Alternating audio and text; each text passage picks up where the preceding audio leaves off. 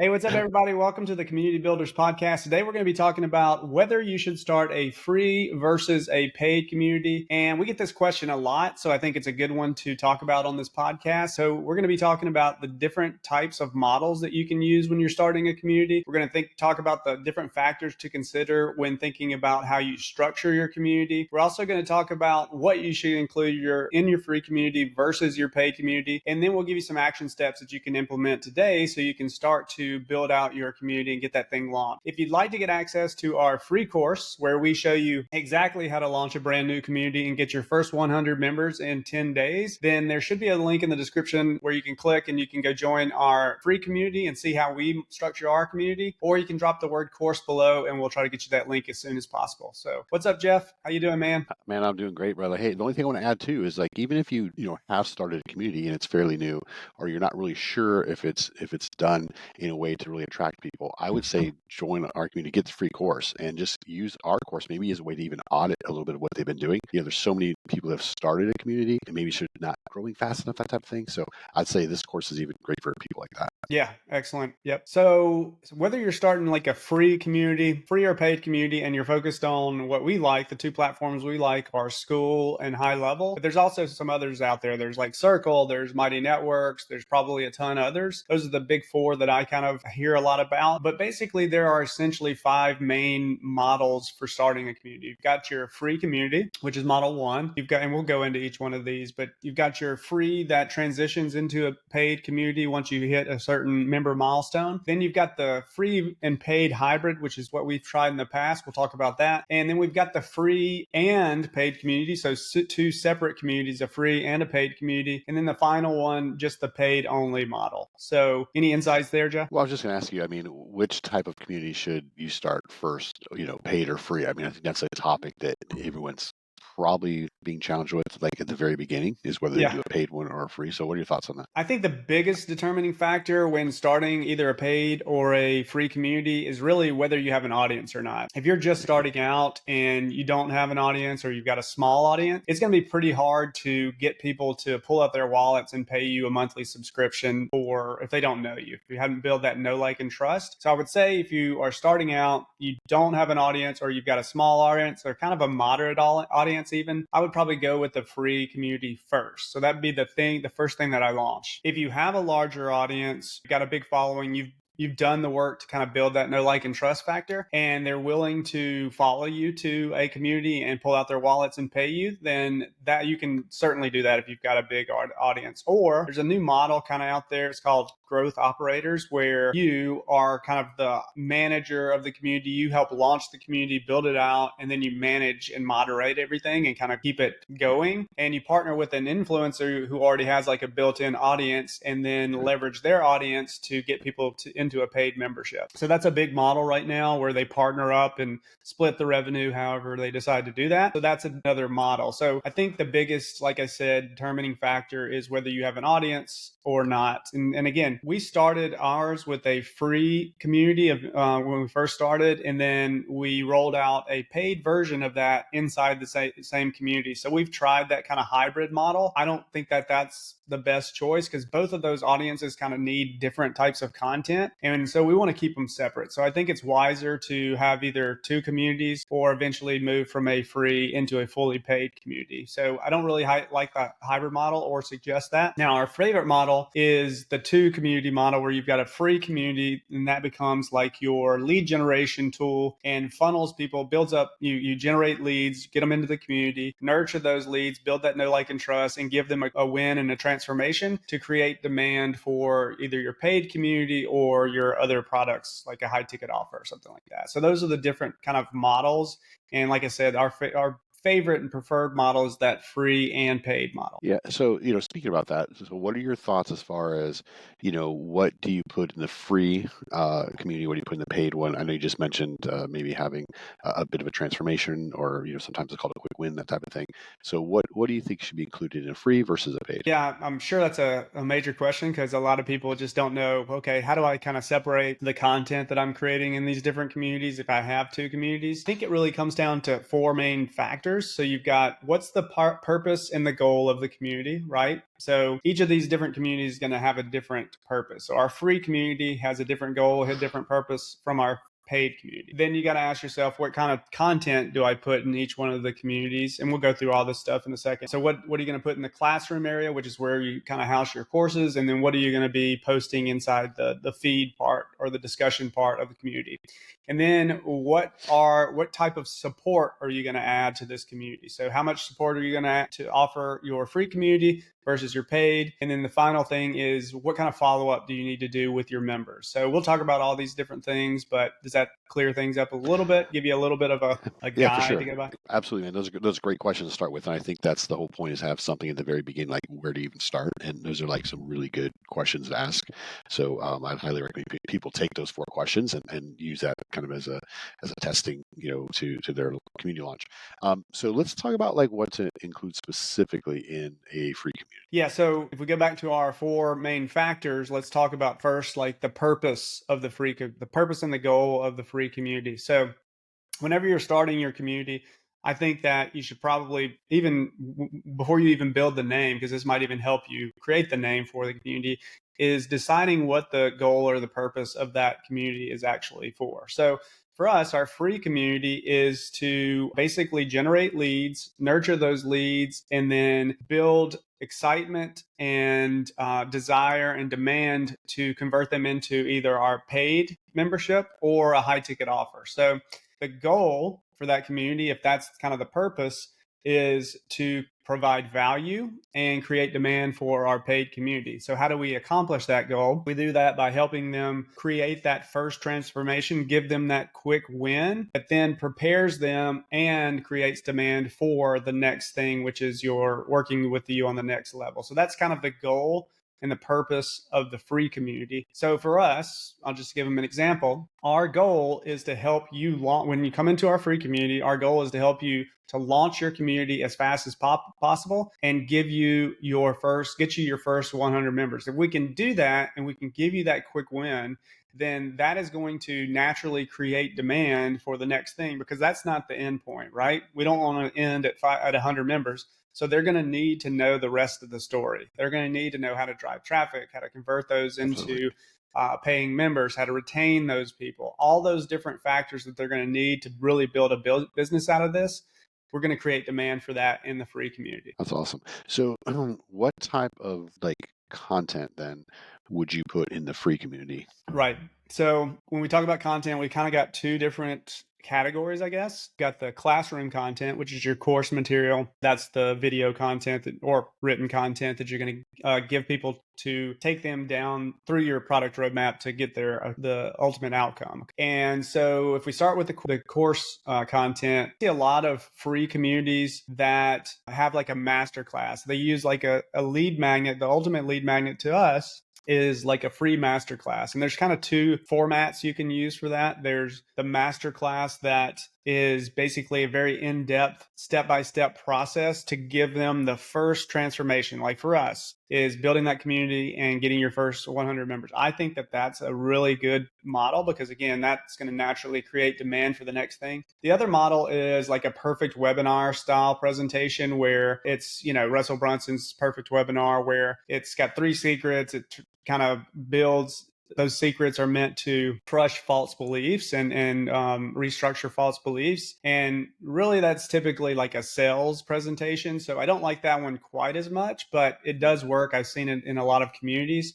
And so I personally like the transformation one, where you go in depth on a subject to help them get that quick win, because you're just really creating goodwill and value for that person. And that just, I think that's going to be a better model than the perfect webinar. But test it out for yourself. And you can also use them simultaneously. You give them that win, and then you do a perfect webinar on the back end of that to sell the membership, the paid membership, or the next or the high ticket offer. Awesome. So, and then one of the things so the Skool Games, if people aren't familiar with that, Skool is a platform for hosting your community, and they have a competition each month that the community members that get the most members, paying members each month, get to go to Vegas, and they hang out with Hormozi and Sam Evans. So they record all those Skool Games and provide them to their paying members. So a lot of times Sam Ovens, who's the founder of Skool, will provide a lot of data that they're collecting, and then that kind of tells us, what we should be doing with our community. So it's a really cool kind of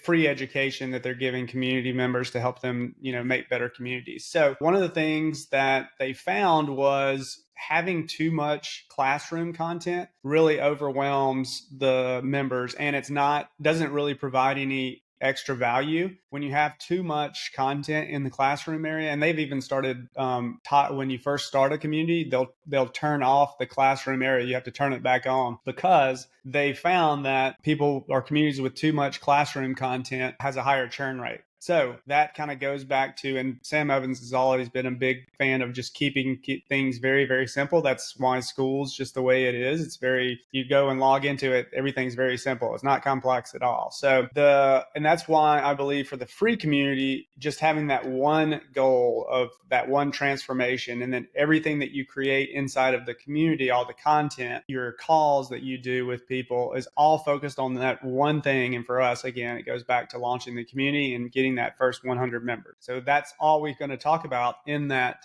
community, and we want to graduate them out of that that first step. So when we create our content, where you're thinking about your classroom content, I would focus on that one core masterclass, and then maybe some rewards, some really high value rewards that they can unlock at different levels, which they get to by engaging in the community. So that's going to help you to create engagement, but also you're able to focus on that one goal. And so all your rewards probably need to center around something around that goal, or something that they can get that's just really, appealing and attractive to them. So one or two courses, maybe two courses, and then some high value rewards that can be unlocked through engagement. So that's kind of what I would focus on in the actual course area, or the classroom area. And then in all of those lessons that are inside the classroom area, you're always going to have, links to either book a call, where we can either try to help sell them into a high ticket offer, or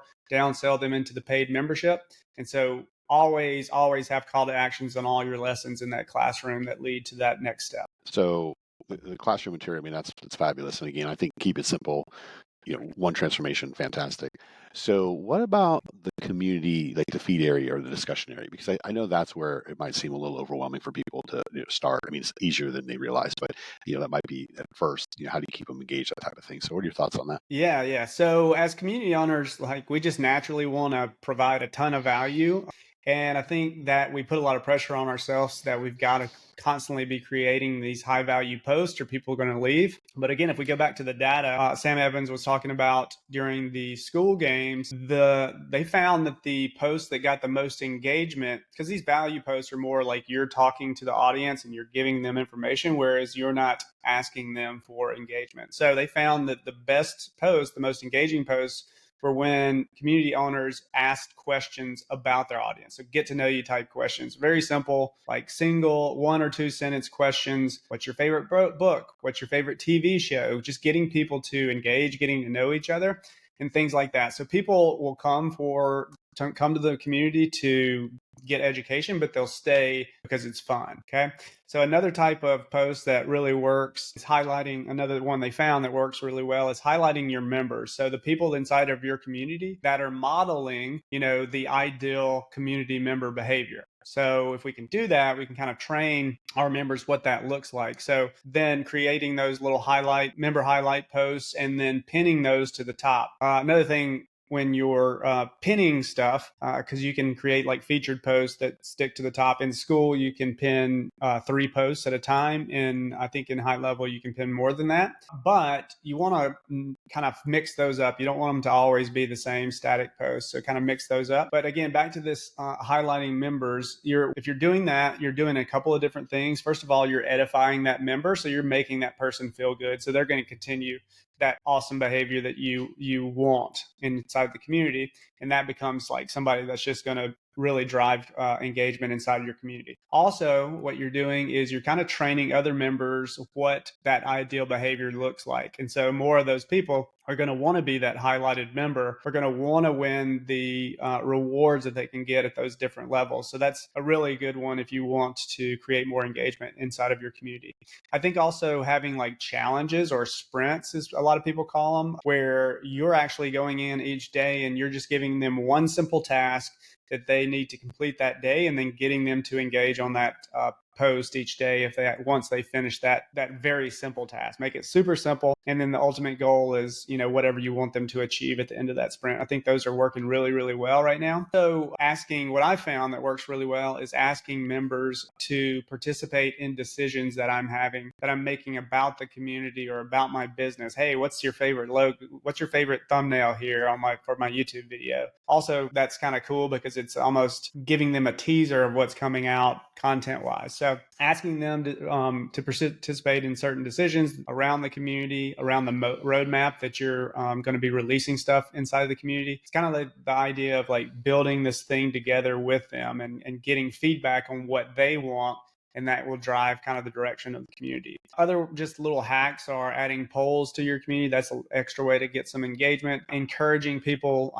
This one's always getting people to answer with their favorite gifts, because, you know, people have some funny gifts every once in a while. So remember, you're trying to make this thing fun. People want to, you know, get whatever the ultimate promise of the community is, but they also want to have a lot of fun doing it. So keep that in mind. Yeah, no doubt about it. I mean, and again, awesome tips there. I mean, really important things that need to be done. So, and again, keeping it fun, that's great.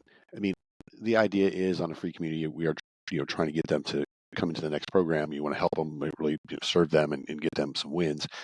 What about like creating demand in the community feed? Like, what type of content would you recommend that kind of creates the demand side of them saying, hey, you know, I'm ready. I want to go to the next level with you. So if we go back to purpose and the goal of the free community, it's to create demand for that next level, right? So what we can do is we can create, remember, we want to keep it valuable, but we also want to keep it fun. So going back to the value side of the equation, we can post like these really step-by-step kind of processes or value posts in there where they can actually execute if they kind of go through that process. But it's kind of a teaser of what's in the paid community. So if you write out like a high value post, yeah, it's awesome, but you know, I can't get the full effect of like, okay, I can take this little checklist and then use it. But if I get into the paid community, I can also have some coaching around it. I can have some more in-depth video training, those kind of things that will help me to execute even more. So that's one thing, is your value posts, kind of teasing what's in the page. One of the things that we're kind of implementing, and we're doing this right now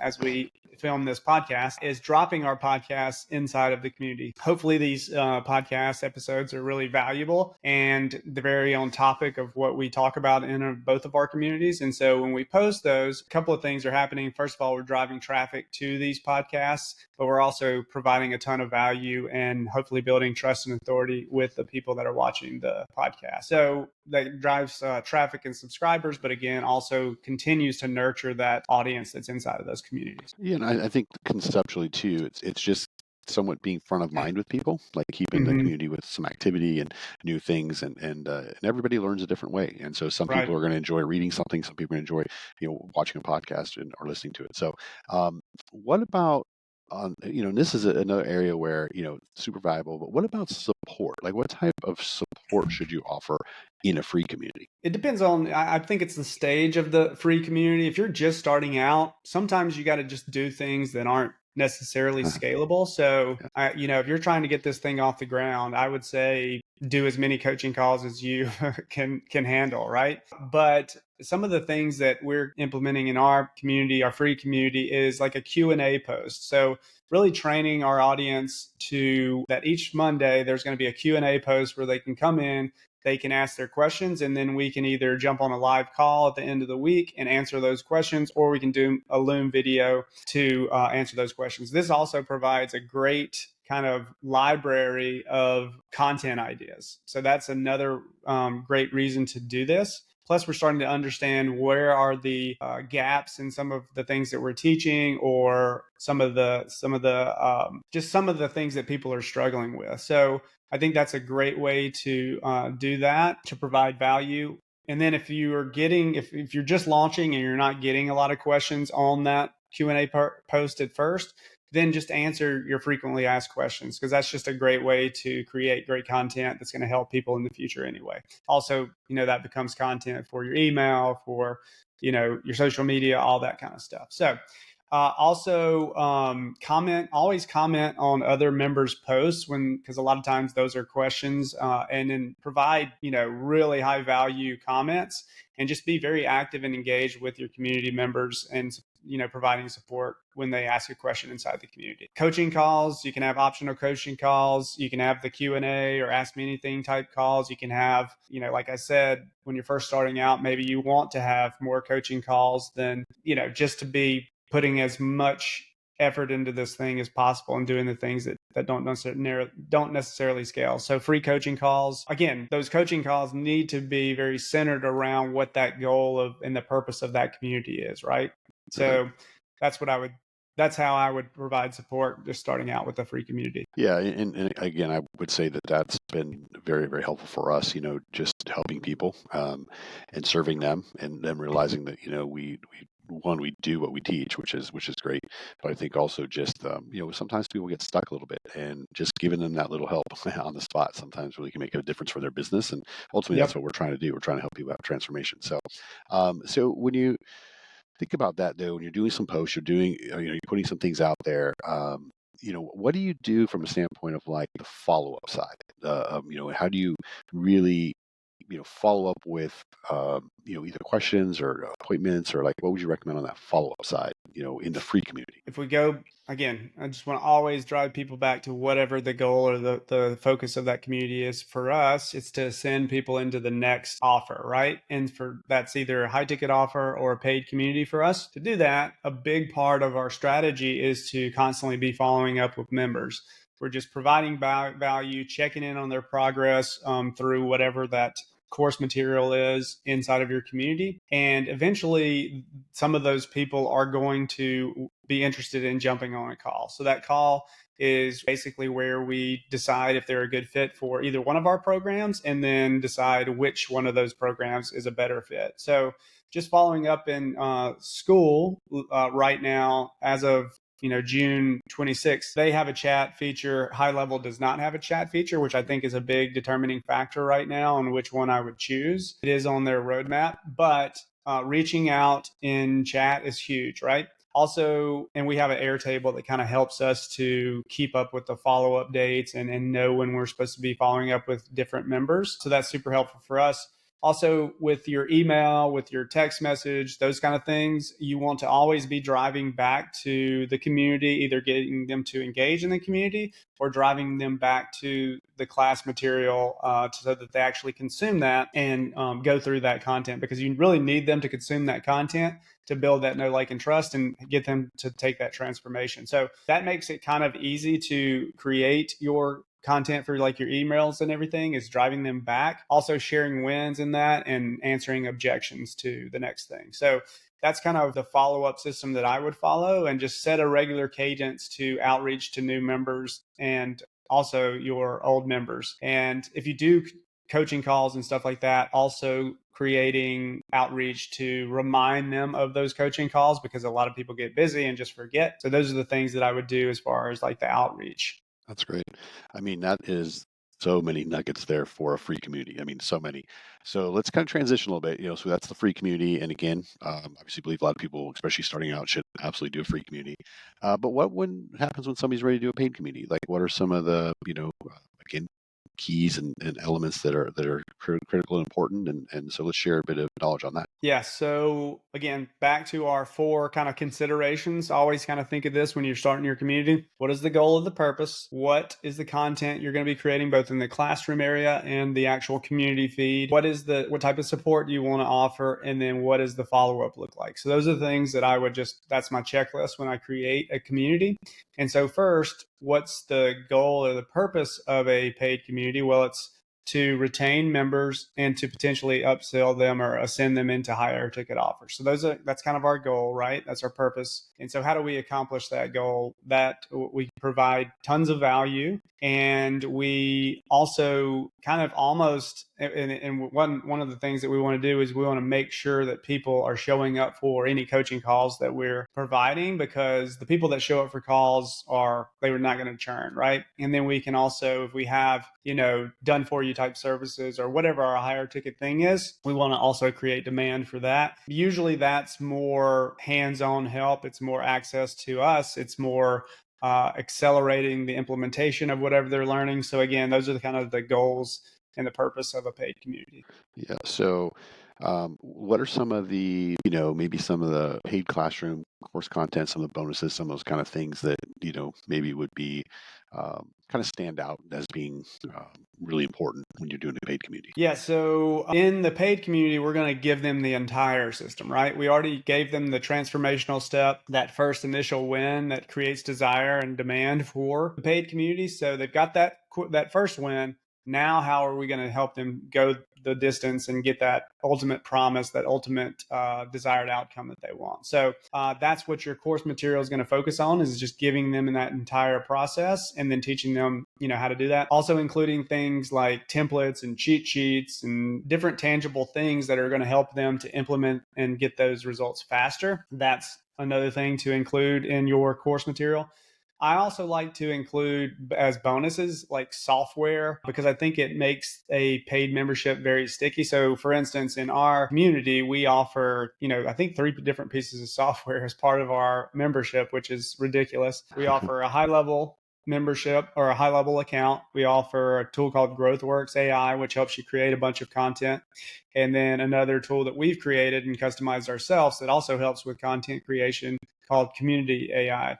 And so we offer those pieces of software and teach them how to use that software to make their lives easier, creating content, managing their business, those kind of things. And that, if you can get them using that software and it becomes a vital part of their business, they're going to be much more sticky. So that's kind of a bonus I like to add.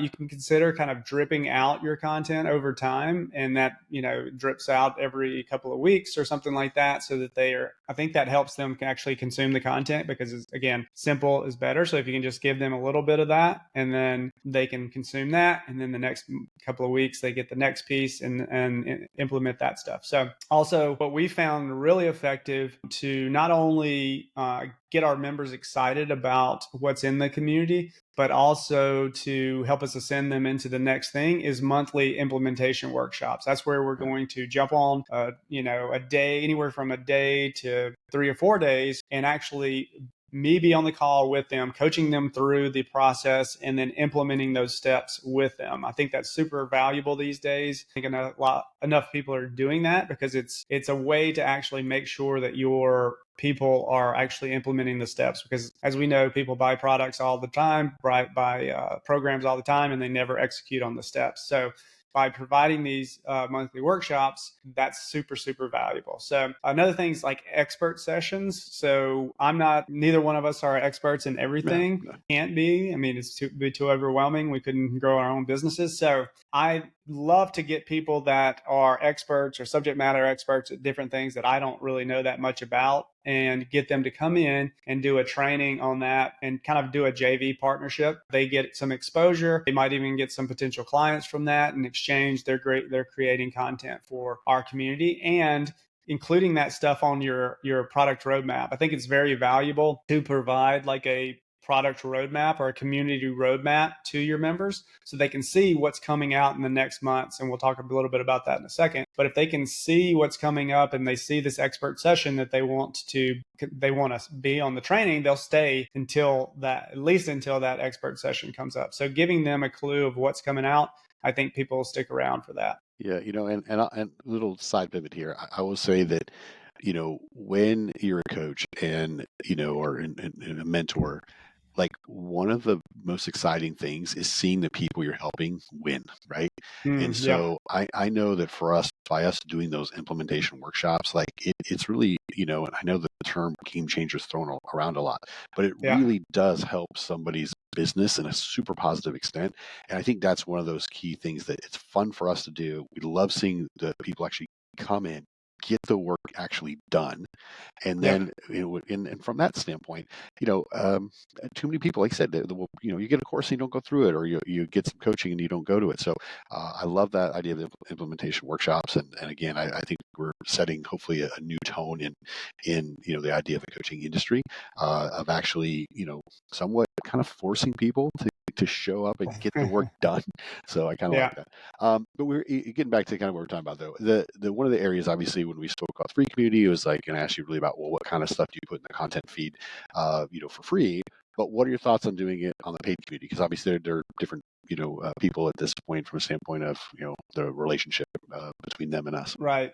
Back to some, we'll just go through some of the things. One of the things that I like to do is create posts that kind of promote and create curiosity about the coaching calls, what we're doing on the coaching calls. Because again, if we can get people to show up for those coaching calls and they're showing up on a regular basis, there's less of a possibility of that person churning. Okay, so creating posts, that's one thing, piece of content that you can do on a weekly basis around your different coaching calls. Future training teasers. So if you've got something coming out on your roadmap, either an expert training or you've got a training that you're going to be releasing inside of the classroom soon that's new, and then putting that, this is a tip from Hermosi, and I kind of talked about this a little bit earlier, but he mentioned that when people can see what's coming up on the roadmap, they will continue to pay. If they see something on that roadmap that they're really interested in, they'll stick around just so they can watch that one piece of training. So maybe it's 3 months down the road, they'll stick around because they know that thing is coming for the next 3 months at least, and then, you know, give them the next thing that they might want. So that's another thing, is just teasing future trainings. Ask them what they want. Again, we're building this with our community, right? It's that idea that we're trying to create a place where we can all come together. We've all got the same kind of vision, the same goal. That's why we call ours community builders, because we are building a community of community builders.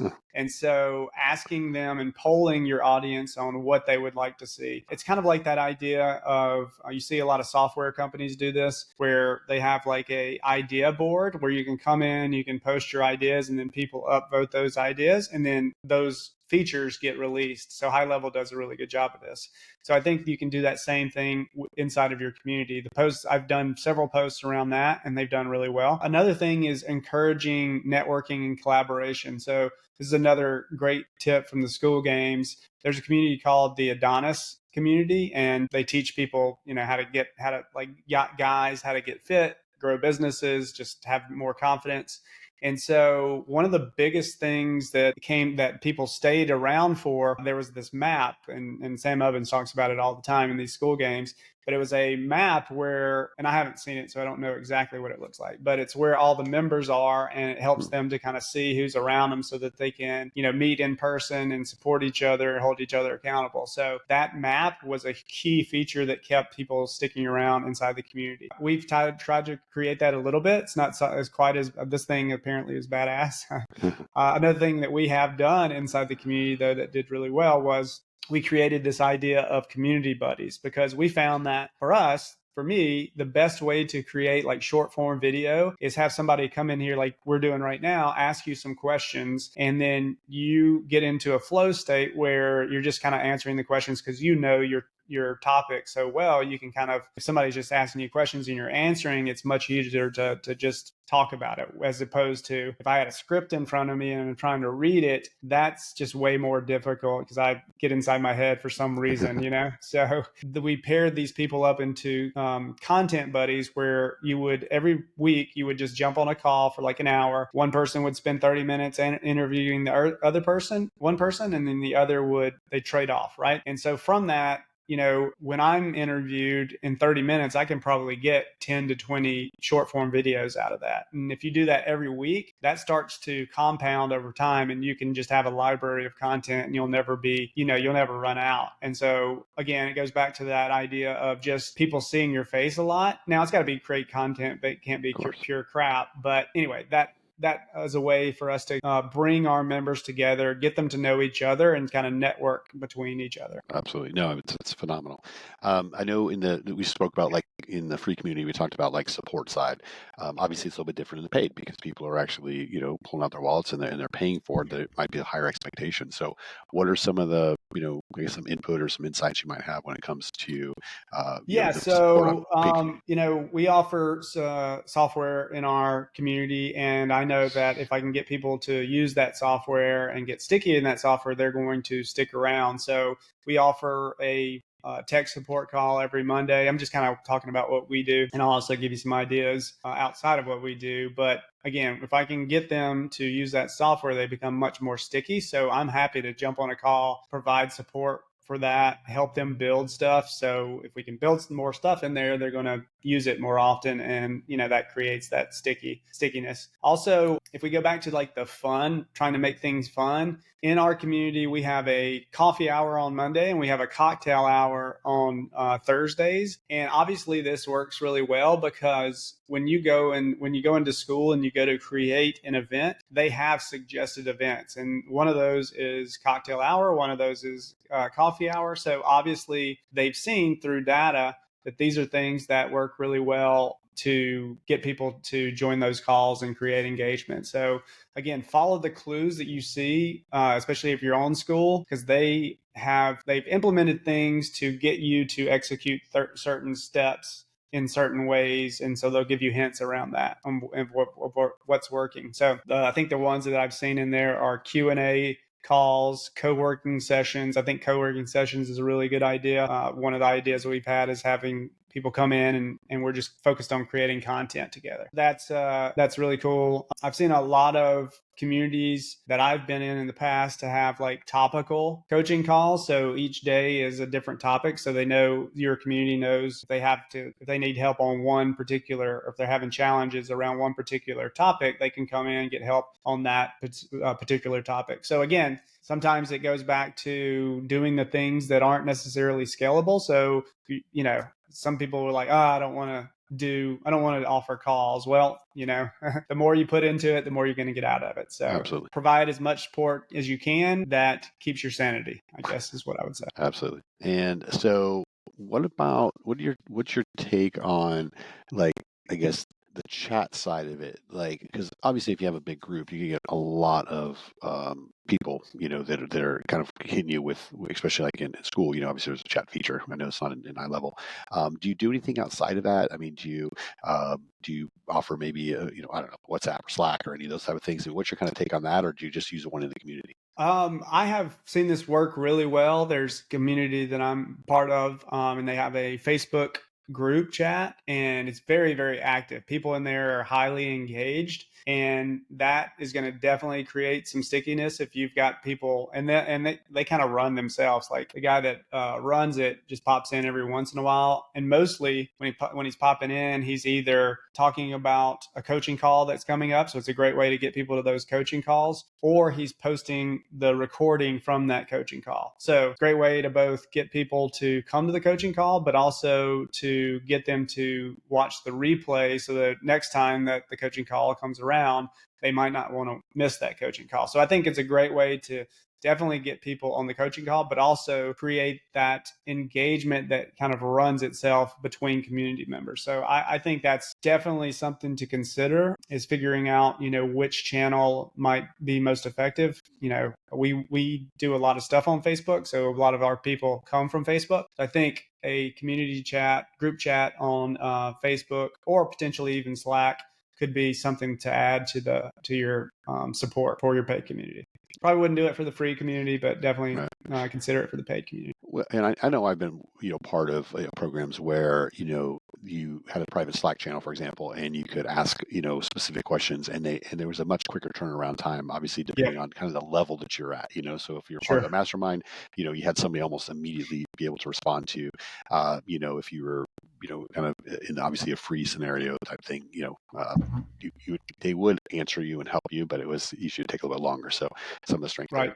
But listen, man, you've given tons, I mean, tons and tons of nuggets here. So, kind of from a conclusion standpoint, you want to just kind of hit the high things or the high points that you would kind of focus on, the kind of takeaways that people can, leave after listening to this, watching this, they could, kind of implement right away, or at least go do or consider right away. Yeah, so I think if we just kind of review what we talked about, there are multiple different models to build out your community or kind of think about monetizing a community. So you've got the one that we like best is and then whether you start a free or a paid community is really going to depend on the size of your audience. Do you have a large audience? Then you could start a free or a paid community if you'd like and go straight to that. If you don't have a large audience or you're just getting started, you probably want to start with a free community.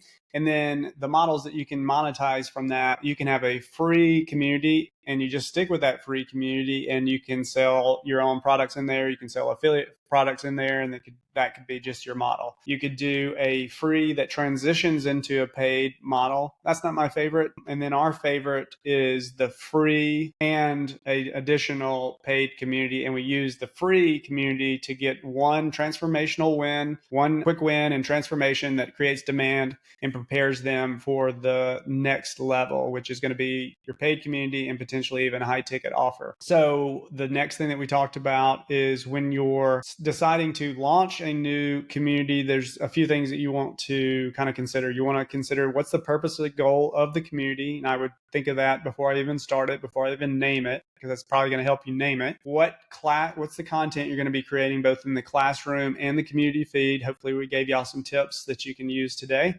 And then what types of support you're going to provide. And then finally, what is the follow-up process for that? Okay. So for a free community, you're going to be following up with people to try to get them on a call to ascend them to the next thing and also provide value around whatever that goal or purpose of that community is. And then inside of the paid community, it's more following up with people that are showing up. We didn't kind of talk about this, but following up with the paid members that are showing up for the calls, because those become your hottest prospects for your ascension. So your next high ticket offer, whatever you have on the back end, if you have that for your paid membership, or also people that are not showing up for calls, because those are people that are, kind of red flags and potential churn, potential people that are going to churn. So following up, checking in with those people, trying to get them back on track. That's kind of the follow-up system for the paid community. So basically, that's pretty much everything. Hopefully, you can take away some of these tips today and implement them in your community. If you are looking to start a new community, come and join our community. We've got a free course where we actually show you how to launch your new community as fast as possible and get your first 100 members in the first 10 days. And so our community is all about helping you accomplish that goal. We even offer a call where we'll help you build out some of that stuff. So come join our community. There should be a link in the description, or you can drop the word below and we'll get you that link as soon as possible. Awesome stuff, Anything man. to conclude on your end? No, I just say, everybody, man, keep on building. Just keep on building. All right, guys. Well, thank y'all for watching, and we'll see y'all in the next episode. See y'all. Bye.